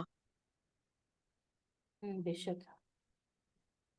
یہاں پر ان کے دل سخت کر دیے کہ وہ کلام کو اس کی جگہ سے بدل ڈالتے ہیں۔ بنی اسرائیل کا یہی کام تھا نا کہ وہ اپنی کتابوں میں تحریف کر ڈالتے تھے، اللہ کا جو حکم تھا اس کو اس کی جگہ اور لکھنے سے بالکل بھی وہ نہیں ڈرتے تھے۔ یعنی اتنے انتظامات اور اس کے وعدے وعید کے باوجود ان کی عہد شکنی کی جس بنا پر وہ لعنت الہی ہی کے مورد ہوئے۔ اس لعنت کی دنیاوی نتائج یہ سامنے آئی کہ ایک ان کے تو دل سخت کر دیے گئے جس سے ان کی دل پذیری سے محروم ہو گئے، اور انبیاء کے وعظ و نصیحت ان کے لیے بیکار ہو گئے، ان پر کوئی اثر ہی نہیں ہوتا۔ دوسرے یہ کہ وہ کلمات الہی میں تحریف کرنے لگ گئے، اور یہ تحریف لفظی معنوی دونوں طرح کی ہوتی تھی، اور اس بات کی دلیل تھی کہ ان کے عقل و فہم میں کجی آ گئی ہے، اور ان کی جو ہمت میں بھی بے پناہ اضافہ ہو گیا تھا کہ اللہ کی آیتوں تک میں تصرف کرنے سے گریز نہیں کرتے تھے۔ اب ہم دیکھ رہے ہیں کہ بدقسمتی سے امت محمدیہ میں بھی ایسے افراد کی بھی کمی نہیں ہے کہ وہ بھی کتنی ہی باتوں کو بدل ڈالتے ہیں، غلط مطلب نکالتے ہیں، اور اپنے پیر و مرشد کی باتوں میں آ کر بہت غلط کام کرنے لگے ہیں۔ اسی طرح یہ جو بدعت خود ساختہ جو چیزیں ہیں اپنی فقہی تعویل کے اثبات کے لیے کلام الہی میں تحریف کرنے میں بھی بالکل ڈرتے نہیں۔ یہاں پر بتا جو کچھ نصیحت انہیں کی گئی تھی اس کا بہت بڑا حصہ بھلا بیٹھے۔ یہ تیسرا نتیجہ ہے کہ اس کا مطلب یہ ہے کہ احکام الہی پر عمل کرنے میں انہیں کوئی رغبت اور دلچسپی نہیں رہی، بلکہ بے عملی اور بد عملی ان کا شعار بن گئی، اور وہ پستی کے اس مقام پر پہنچ گئے کہ ان کے دل جو ہے سلیم ان کی فطرت سلیم نہیں رہی ان کے دلوں میں، اور وہ سیدھی راہ سے بھٹک گئے۔ اور تجھے اطلاع ملتی ہی رہے ایک نہ ان کی ایک نہ ایک خیانت پر، بالکل یعنی عز اور خیانت اور مکر ان کے کردار کا جز بن گیا، جس کے نمونے ہر وقت آپ کے سامنے آتے رہے تھے۔ اور یہ تھوڑے سے لوگ ہیں یہودی جو مسلمان ہوئے، کتنے ان کی تعداد کتنی تھی جو مسلمان ہوئے آپ صلی اللہ علیہ وسلم، ان کی تعداد 10 سے بھی کم تھی۔ بس تو انہیں معاف کر دے۔ ابھی کیا کر سکتے اگر اس میں ایسے لوگ ہیں اس طرح کے، تو آپ صلی اللہ علیہ وسلم کو حکم دیا جا رہا ہے کہ آپ بس عفو درگزر سے ہی کام لو، معاف کرو۔ جب لڑنے کی اجازت اس وقت، یہ جب کا حکم ہے جب اس وقت لڑنے کی اجازت نہیں تھی، اور پھر بعد میں اس کی جگہ حکم آیا کہ ان لوگوں سے جنگ کرو۔ جب اس کی اجازت دی گئی تو پھر باقاعدہ جنگیں بھی ہوئی۔ ہاں، اور جو اپنے آپ کو نصرانی کہتے ہیں ہم نے ان سے بھی عہد و پیمان لیا۔ نصرانی جو عیسائی، یہ جو ناصرہ ہے نا بستی ہے جس کی جہاں پر عیسیٰ علیہ السلام کی پیدائش ہوئی، اور یہود کی طرح یہ بھی اہل کتاب ہی تھے نا، اللہ نے ان سے بھی عہد لیا لیکن انہوں نے بھی اللہ کے اس عہد کی پرواہ نہیں کی، اور جو ہے جو بھی احکامات تھے انہوں نے بھی اس کو نبی صلی اللہ علیہ وسلم کو تو نبی مانا نہیں، اور اس طرح سے عہد الہی سے انحراف کیا، اور بے عملی کی جو سزا اللہ تعالیٰ کی طرف سے ان پر قیامت تک کے لیے مسلط کر دی گئی۔ چنانچہ عیسائیوں کے بھی کئی فرقے بنے جو ایک دوسرے سے شدید نفرت کرتے ہیں اور ایک دوسرے کا انکار کرتے ہیں، یعنی ایک دوسرے کے معبود میں عبادت نہیں کرتے، کہ انہوں نے بھی اپنے عبادت کا الگ الگ بنا لیے ہیں، اور پھر تم اس میں نہیں، جیسے کہ مسلمانوں نے بھی کر لیا نا کہ یہاں پر یہ نہیں آئے گا، نام بھی رکھ دیے ہیں الگ الگ، اور فرقے بنا کر کہ یہ فرقہ یہاں پہ نماز نہیں پڑھے گا، اس طرح انہوں نے بھی کر لیا ہے اپنے اس میں۔ ہاں پڑھیے بیٹے۔ يا أهل الكتاب قد جاءكم رسولنا يبين لكم كثيرا مما كنتم تخفون من الكتاب ويعفو عن كثير قد جاءكم من الله نور وكتاب مبين يهدي به الله من اتبع رضوانه سبل السلام ويخرجهم من الظلمات إلى النور بإذنه ويهديهم إلى صراط مستقيم لقد كفر الذين قالوا إن الله هو المسيح ابن مريم قل فمن يملك من الله شيئا إن أراد أن يهلك المسيح ابن مريم وأمه وما في الأرض جميعا ولله ملك السماوات والأرض وما بينهما يخلق ما يشاء والله على كل شيء قدير. سبحان اللہ. اے اہل کتاب، یقیناً تمہارے پاس ہمارا رسول صلی اللہ علیہ وسلم آ چکا، جو تمہارے سامنے کتاب اللہ کی بکثرت ایسی باتیں ظاہر کر رہا ہے جنہیں تم چھپا رہے تھے، اور بہت سی باتوں سے درگزر کرتا ہے۔ تمہارے پاس اللہ تعالیٰ کی طرف سے نور اور واضح کتاب آ چکی ہے، جس کے ذریعے اللہ تعالیٰ انہیں جو رضائے رب کے در پہ ہو سلامتی کی راہیں بتلاتا ہے، اور اپنی توفیق سے اندھیروں سے نکال کر نور کی طرف لاتا ہے، اور راہ راست کی طرف ان کی رہبری کرتا ہے۔ یقیناً وہ لوگ کافر ہو گئے جنہوں نے کہا کہ اللہ ہی مسیح ابن مریم ہے۔ آپ ان سے کہہ دیجئے کہ اگر اللہ تعالیٰ مسیح ابن مریم اور اس کی والدہ اور روئے زمین کے سب لوگوں کو ہلاک کر دینا چاہے تو کون ہے جو اللہ تعالیٰ پر کچھ بھی اختیار رکھتا ہو؟ آسمان و زمین اور دونوں کے درمیان کا کل ملک اللہ تعالیٰ ہی کا ہے، جو چاہتا ہے پیدا کرتا ہے، اور اللہ تعالیٰ ہر چیز پر قادر ہے۔ بے شک جی یہاں پر یہ کہ اللہ کی بکثرت ایسی باتیں کر رہے ہیں جنہیں تم چھپا رہے تھے، یعنی اللہ سبحانہ تعالیٰ فرما رہے ہیں کہ یقیناً تمہارے پاس ہمارا رسول آ چکا جو تمہارے سامنے کتاب اللہ کی بکثرت ایسی باتیں ظاہر کر رہا ہے جو تم چھپا رہے تھے۔ یہاں پر اللہ نے کیا کیا ہے، رسولنا یبین لکم کثیرا، یعنی نور اور کتاب مبین دونوں سے مراد یہاں پر کیا ہے، قرآن مجید ہے۔ یعنی انہوں نے تورات انجیل میں جو تبدیلیاں اور تحریفات کی جن کو وہ چھپاتے تھے، تو جیسے سزائے رجم جو ہم نے اس سے پہلے گزر چکا ہے کہ کسی نے زنا کیا تو اس کو جو سزا دینی تھی، تو جب بتایا کہ آپ کی کتابوں میں کیا لکھا ہے تو اس کو انہوں نے ہاتھ رکھ کے چھپا دیا، تو اس طرح سے وہ چھپا دیتے تھے۔ لیکن نبی صلی اللہ علیہ وسلم نے ساری ہی باتیں، چونکہ اب ان کتابوں پر عمل کرنا نہیں ہے، اب قرآن آ چکا ہے اور آخری کتاب ہے، اور یہ بالکل ظاہر ہے، جو آخری کتاب ہے ایک دم واضح ہے، اور اسے اللہ سبحانہ تعالیٰ نے نور جس سے روشن کر دیا، ہر چیز واضح ہو گیا کہ نور اور کتاب مبین دونوں سے مراد ایک ہی چیز یعنی قرآن کریم ہے۔ اور یہاں پر اکثر یہ کہتے تھے لوگ کہ نبی صلی اللہ علیہ وسلم جو ہے خود نور ہیں، یا پہلے نبی صلی اللہ علیہ وسلم کا نور پیدا کیا، تو یہ ساری باتیں گھڑی ہوئی ہیں، ان کی جو حدیث بھی بتاتے ہیں وہ ضعیف ہے۔ نبی صلی اللہ علیہ وسلم نے خود فرمایا کہ اللہ نے سب سے پہلے قلم پیدا کیا، اور کیونکہ حدیث میں سب سے پہلے قلم پیدا کرنے کا ذکر ہے، تو یہ جو آپ صلی اللہ علیہ وسلم کے بارے میں جو گھڑ رہے ہیں وہ باتیں غلط ہیں۔ اور اس آیت میں اللہ تعالیٰ نے اپنے قدرت کاملہ اور کا بیان فرمایا کہ عیسائیوں کا جو عقیدہ الوہیت ہے مسیح کے بارے میں، انہوں نے کیا کہا ہے کہ مسیح علیہ السلام کو ایک الہ مانتے تھے، اور اللہ کا بیٹا، اور تین میں سے ایک، یا اس طرح کے ان کا جو عقیدہ تھا، عقیدہ تثلیث ثلاثہ کی بنیادی اہمیت، تو یہ قرآن نے اس مقام پر تصریح کر دی کہ کسی پیغمبر اور رسول کو الوہی صفات سے متصف قرار دینا کفر ہے، اور اسی کفر کا ارتکاب عیسائیوں نے حضرت مسیح کو اللہ قرار دے کر کیا۔ اگر کوئی اور گروہ یا فرقہ کسی اور پیغمبر کو بشریت یا رسالت کے مقام سے اٹھا کر الوہیت کے مقام پر فائز کرے گا تو وہ بھی اسی کفر کا ارتکاب کرے گا۔ ہاں پڑھیں بیٹے۔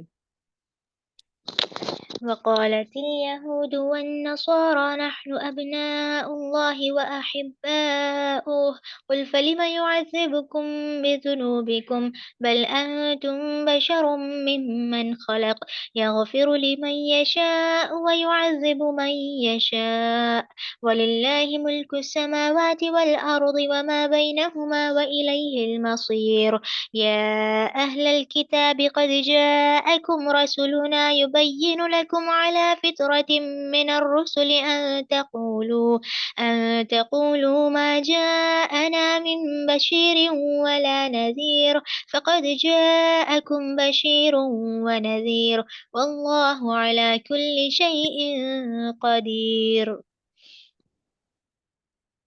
بے شک یہود و نصارہ کہتے ہیں کہ ہم اللہ کے بیٹے اور اس کے دوست ہیں. آپ کہہ دیجئے کہ پھر تمہارے گناہوں کے باعث اللہ کیوں سزا دیتا ہے؟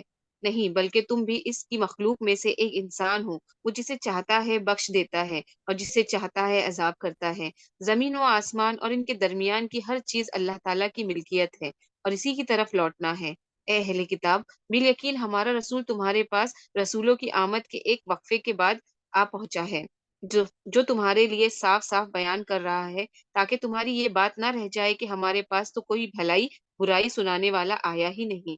بس اب تو یہ یقیناً خوشخبری سنانے والا اور آگاہ کرنے والا آ پہنچا، اور اللہ تعالیٰ ہر چیز پر قادر ہے. بے شک.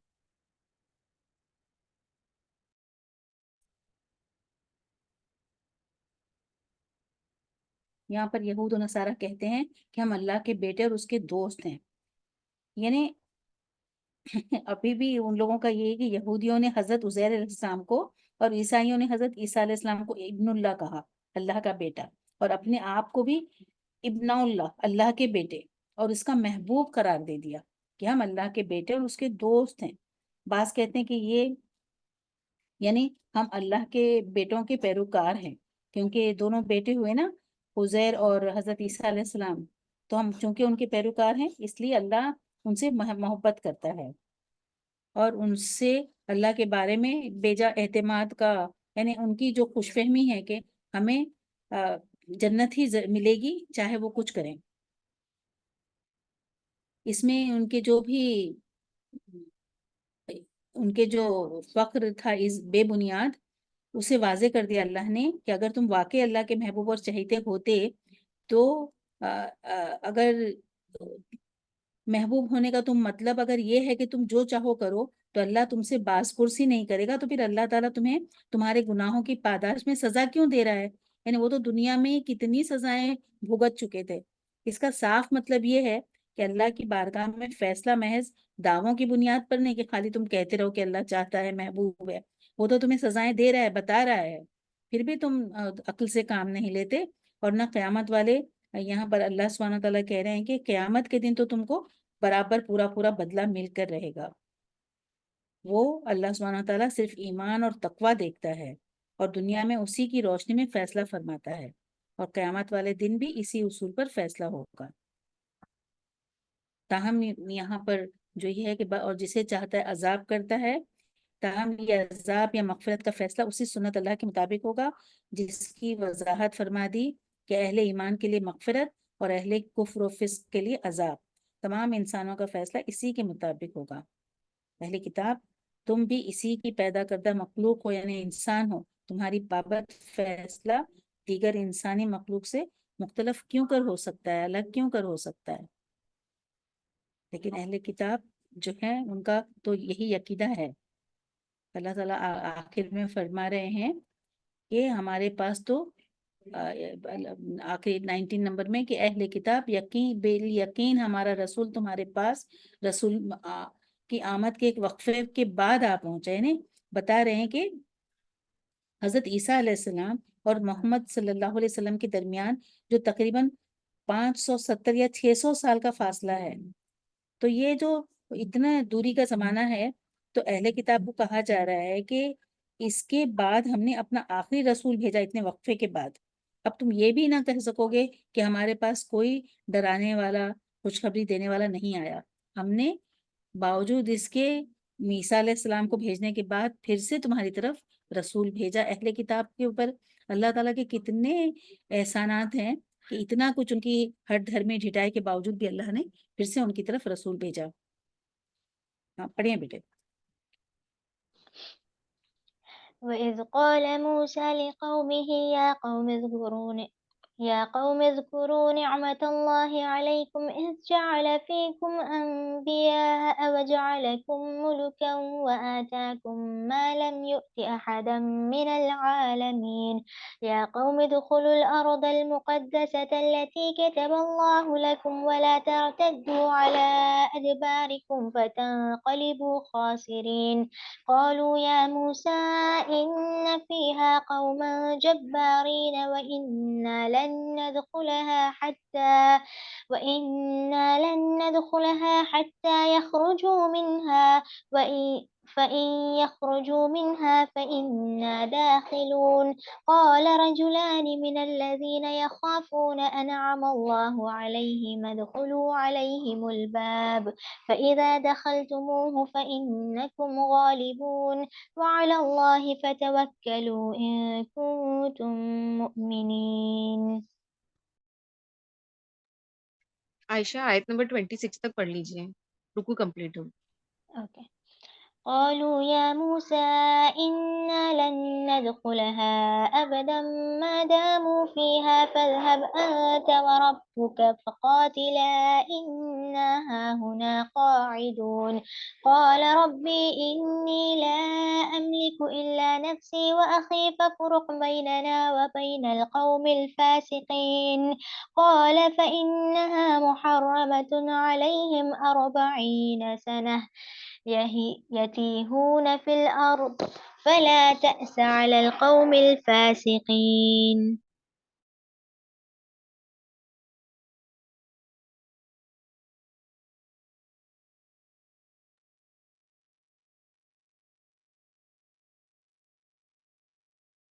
جی باجی. پڑھو شگفتہ. جی آنٹی 26 تک نا عائشہ، رکو 26 جی جی پڑھ جی. لی. آیت نمبر 20. اور یاد کرو موسیٰ علیہ السلام نے اپنی قوم سے کہا، اے میرے قوم کے لوگوں، اللہ تعالیٰ کے اس احسان کا ذکر کرو کہ اس نے تم میں سے پیغمبر بنائے اور تمہیں بادشاہ بنا دیا اور تمہیں وہ دیا جو تمام عالم میں کسی کو نہیں دیا. ہے میری قوم والو، اس مقدس زمین میں داخل ہو جاؤ جو اللہ تعالیٰ نے تمہارے نام لکھ دی، اور اپنی پشت کے بل روگردانی نہ کرو کہ پھر نقصان میں جا پڑو. انہوں نے جواب دیا کہ اے موسیٰ، وہاں تو زور آور سرکش لوگ ہیں، اور جب تک وہ وہاں سے نکل نہ جائے تو ہم ہرگز وہاں نہ جائیں گے. ہاں اگر وہ وہاں سے نکل جائے پھر ہم تو بخوشی چلے جائیں گے. دو شخصوں نے جو خدا ترس لوگوں میں سے تھے، جن پر اللہ تعالیٰ کا فضل تھا، کہا کہ تم ان کے پاس دروازے میں تو پہنچ جاؤ، دروازے میں قدم رکھتے ہی یقیناً تم غالب آ جاؤ گے، اور تم اگر مومن ہو تو تمہیں اللہ تعالیٰ ہی پر بھروسہ رکھنا چاہیے.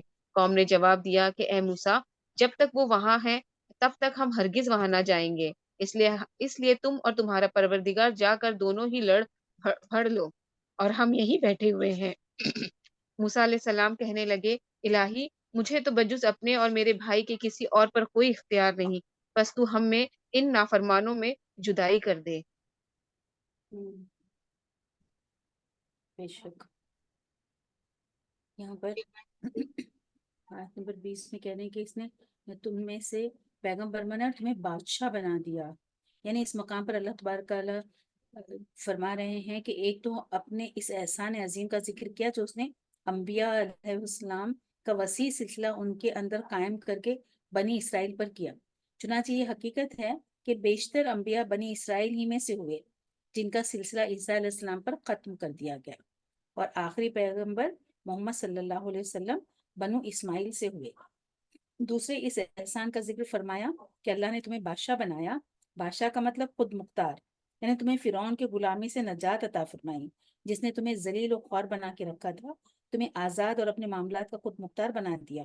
تیسرا احسان آیت کے ہم یہاں دیکھتے ہیں کہ تیسرا احسان یہ اشارہ ان انعامات اور معجزات کی طرف ہے جس سے بنی اسرائیل نوازے گئے، جیسے من و سلوا کا نزول، بادلوں کا سایہ، فرعون سے نجات، دریا سے راستہ بنا دیا، اس لحاظ سے یہ قوم اپنے زمانے میں فضیلت اور اونچے مقام کی حامل تھی، لیکن پیغمبر آخر الزمان محمد صلی اللہ علیہ وسلم کی رسالت و بعثت کے بعد اب یہ مقام فضیلت امت محمدیہ کو حاصل ہے۔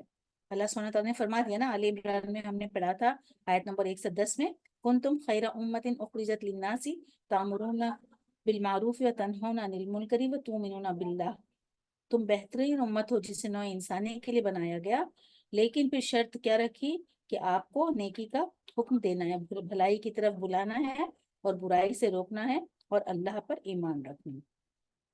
اللہ تعالیٰ امت مسلمہ کو اس مقصد کے لیے کام کرنے کی توفیق عطا فرمائے اور ہم برقرار رہیں، خیر امت بنے رہیں، آمین۔ اور اللہ تعالیٰ فرماتے ہیں میری قوم والو اس مقدس زمین میں داخل ہو جاؤ۔ بنی اسرائیل سے اللہ تعالیٰ کہہ رہے ہیں کہ یہ جو ہے حضرت یعقوب علیہ السلام کا مسکن جو بیت المقدس تھا، لیکن حضرت یوسف علیہ السلام جو مصر کے امیر بنے نا، اس زمانے میں یہ لوگ مصر جا کر آباد ہو گئے تھے، تو اس وقت سے بنی اسرائیل مصر ہی میں رہے جب تک کہ موسیٰ علیہ السلام نے راتوں رات فرعون سے جو نکالنے نا، مصر سے نکال کے، جو ہم سنے کہ پڑھ چکے ہیں کہ کس طرح سے پھر سامنے سمندر تھا اور پیچھے فرعون آ رہا تھا، تو آپ موسیٰ علیہ السلام نے عصا بتایا اور سمندر کے ہی حصے ہو گئے، اور وہ اس سے انہیں فرعون سے نجات ملی۔ اور پھر اس وقت جو بیت المقدس پر عمالقہ کی حکمرانی تھی، جو ایک جنگجو قوم تھی، جب حضرت موسیٰ علیہ السلام نے پھر بیت المقدس جا کر آباد ہونے کا عزم کیا، تو اس کے لیے وہاں قابض جو عمالقہ سے جہاد ضروری تھا، تو چنانچہ حضرت موسیٰ علیہ السلام نے اپنی قوم کو اس میں داخل ہونے کے لیے حکم دیا اور نصرت الہی کی بشارت دی، کیونکہ اللہ تعالیٰ نے فرمایا تھا کہ تم لوگ جاؤ اور کامیابی انشاءاللہ ضرور ہوگی۔ تو جب بشارت دی گئی تھی تو موسیٰ علیہ السلام نے ان لوگوں سے کہا، لیکن بنی اسرائیل نے کیا کہا؟ انکار کر دیا۔ اللہ تعالیٰ کا جو وعدہ تھا فتح نصرت کا، اس کے باوجود بھی انہوں نے جہاد سے اعراض کیا، اور جو بنی اسرائیل عمالقہ کی جو بہادری کی جو شہرت سے مروب ہو گئے اور پہلے ہی مرحلے میں ہمت ہار بیٹھے اور جہاد سے کیا کیا، وہ دستبردار ہو گئے۔ اللہ کے رسول حضرت موسیٰ علیہ السلام کے حکم کی کوئی پرواہ نہیں کی، اور نہ اللہ تعالیٰ کے وعدے نصرت پر یقین کیا، اور وہاں جانے سے صاف انکار کر دیا۔ قوم میں موسیٰ میں سے صرف 2 شخص صحیح معنوں میں، جو یوشع بن نون جو تھے موسیٰ علیہ السلام کے ساتھ جب آپ خضر علیہ السلام سے ملنے گئے تھے، وہ اور ایک کالب، یہ 2 آدمی ایسے تھے جنہیں نصرت الہی پر یقین تھا، اور انہوں نے قوم کو بہت سمجھایا کہ ہمت کرو، ڈرو مت، انشاءاللہ اللہ تعالیٰ فتح دے گا، لیکن وہ نہیں سنے۔ اس کے باوجود بنی اسرائیل نے بدترین بزدلی دکھائی اور سرکشی کا مظاہرہ کیا، اور کیا کہا موسیٰ علیہ السلام سے کہ جاؤ، تمہارا رب ہے، تم جا کر لڑو۔ اللہ اکبر۔ اس کے برعکس جنگ بدر کے موقع پر آپ صلی اللہ علیہ وسلم نے صحابہ اکرام سے مشورہ کیا، تو انہوں نے اتنی کم تعداد ہونے کے باوجود جہاد میں حصہ لینے کے لیے بھرپور عزم کا اظہار کیا، اور یہ بھی کہا کہ اللہ کے رسول، ہم آپ کو اس طرح نہیں کہیں گے جس طرح قوم موسیٰ نے کہا تھا، صحیح بخاری کی حدیث سے۔ تو اس سے ان لوگوں کی نافرمان قوم کی پوری تفصیل پتہ چلتی ہے بنی اسرائیل کی۔ اور اب جو یہاں پر ہیں، اس کی سزا ان کو کیا دی گئی کہ ارشاد ہوا اس زمین میں ان پر 40 سال تک حرام کر دی گئی ہے، اس زمین میں ادھر ادھر گرداں پھرتے رہیں گے، اس لیے تم ان فاسقوں کے بارے میں غمگین مت ہو۔ یہ میدان تیہ کہلاتا ہے، جس میں 40 سال یہ قوم بھٹکتی رہی، اور جو ہے اس کے باوجود ان پر من و سلوہ کا بھی نزول ہوا، لیکن وہ اکتا کر انہوں نے پھر فرمائش کر دی نا کہ ایک ہی کھانے سے ہمارا جی بھر گیا ہے، ہمیں سبزیاں دالیں اور یہ چاہیے، تو یعنی بادلوں کا سایہ۔ پر پھر کیا ہوا کہ حضرت موسیٰ علیہ السلام کی لاٹھی مارنے پر جو 12 قبیلوں کے لیے 12 چشمے پھوٹ پڑے، اس طرح سے اور بھی انعامات ان پر ہوئے، لیکن 40 سال بعد پھر ایسے حالات پیدا کیے کہ اس بیت المقدس کے اندر داخل ہوئے۔ تو یہاں پر اللہ سبحانہ تعالیٰ کہہ رہے ہیں کہ پیغمبر کا کام کیا ہے؟ دعوت دینا، تبلیغ دینا، بتانا، ان لوگوں کو سیدھی راہ دکھانا، سیدھی راہ کی تلقین کرنا۔ اور جیسے نبی صلی اللہ علیہ وسلم کے ساتھ بھی ایسی باتیں ہوتی تھی، آپ بھی بہت نصیحت کرتے تھے، لیکن لوگ سنتے نہیں تھے، تو انہیں بھی یہ کہا جا رہا ہے کہ دعوت کا کام آپ لوگوں کا یہی ہے کہ بس تبلیغ کرنا اور ان کو راہ دکھانا، وہ اللہ کا کام ہے۔ تبلیغ اور پیغام الہی لوگوں تک پہنچا دینا، اور قوم کو ایک عظیم الشان کامیابی کے جیسے آغاز پر آپ لا کھڑا کر سکتے ہو، لیکن جو ہے وہ اگر کم ہمتی بتائیں، بد دماغی سے بات کریں، تو آپ اپنے فرض سے سبکدوش ہو گیا. آپ نے تو ان کو سب کچھ اچھا برا سب بتا دیا، تو اب آپ کو بالکل غمگین ہونے کی ضرورت نہیں ہے. یہاں پہ فرما رہے ہیں اس لیے تم ان فاسقوں کے بارے میں غمگین مت ہونا، تم نے اپنا کام کر دیا، اللہ ہی ان کو اب ہدایت دے گا. انشاءاللہ ہم یہاں ختم کرتے ہیں، اپنا وقت ہو رہا ہے دعاؤں کے ساتھ. سبحان اللہ و بحمدہ سبحان اللہ العظیم. اللہم صلی علی محمد وعلی آل محمد کما صلیت علی ابراہیم وعلی آل ابراہیم انکا حمید مجید. اللہم بارک علی محمد وعلی آل محمد کما بارکت علی ابراہیم وعلی آل ابراہیم انکا حمید مجید. رب زدنی علما، رب اشرح لی صدری ویسر لی امری واحلل عقدۃ من لسانی یفقہوا قولی. رب یسر ولا تعسر وتمم بالخیر وبک نستعین. اللہم افتح علینا حکمتک وانشر علینا رحمتک یا ذا الجلال والاکرام. اللہم ارنا الحق حقا وارزقنا اتباعہ وارنا الباطل باطلا وارزقنا اجتنابہ. ربنا فقہنا فی الدین، ربنا لا تزغ قلوبنا بعد اذ ہدیتنا وہب لنا من لدنک رحمہ انک انت الوہاب. یا مقلب القلوب ثبت قلبی علی دینک. آمین یا رب العالمین یا ارحم الراحمین. ہم نے جو کچھ پڑھا ہے یا اللہ تعالیٰ ہمارے دلوں میں اتار دے، ہماری اس چھوٹی سی کوشش کو قبول کر فرما. یا اللہ ہم سے جو بھی غلطیاں ہو رہی ہیں ہماری طرف سے ہمیں معاف فرما دے یا رب العالمین. ہم تمام کو نیک ہدایت، نیک توفیق عطا فرما. اور جن بہنوں نے بھی دعائیں مانگنے کے لیے کہا ہے یا اللہ تعالیٰ ان کے دلوں کا حال تو جانتا ہے، ان کو ان کی دعاؤں کو جسے تو بہتر سمجھتا ہے ضرور قبول فرما. آپ صلی اللہ علیہ وسلم نے جو دعائیں مانگی ہیں وہ عطا فرما، اور جن سے پناہ چاہیے ہمیں اس سے پناہ میں رکھ یا رب العالمین. جو بیمار ہیں انہیں شفا کاملہ و عاجلہ عطا فرما، جنہیں اولاد نہیں انہیں نیک اور صالح اولاد عطا فرما، جن کی اولاد نافرمان ہے یا اللہ تعالیٰ انہیں فرما بردار بنا دے. ہر ایک کی ہر پریشانی تو جانتا ہے میرے مالک، اسے ان پریشانیوں کو دور فرما. جو لوگ یہ دین کا کام کرے ان سب کو جزائے خیر دے اور ان کے وقت میں برکت عطا فرما.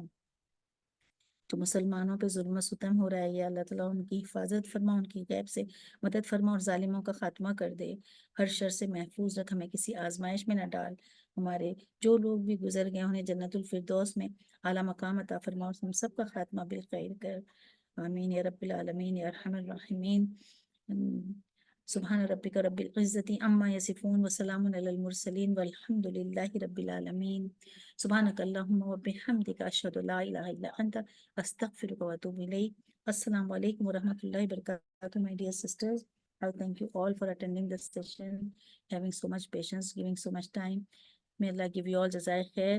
میری پیاری بہنوں، آپ سب کو اللہ تعالیٰ بہت جزائے خیر دے اٹینڈ کرنے کے لیے، سننے کے لیے، اتنا وقت دینے کے لیے. میری بہنوں اپنے گھر میں اپنے رشتہ داروں کو، اپنے عزیز و اقارب کو بھی بتائیے، اور سب کو سمجھ کر پڑھنے کے لیے کہنا ہمارے لیے ضروری ہے. السلام علیکم ورحمۃ اللہ وبرکاتہ.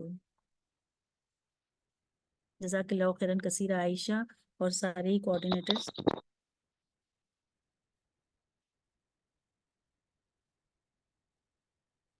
وعلیکم السلام ورحمۃ اللہ وبرکاتہ.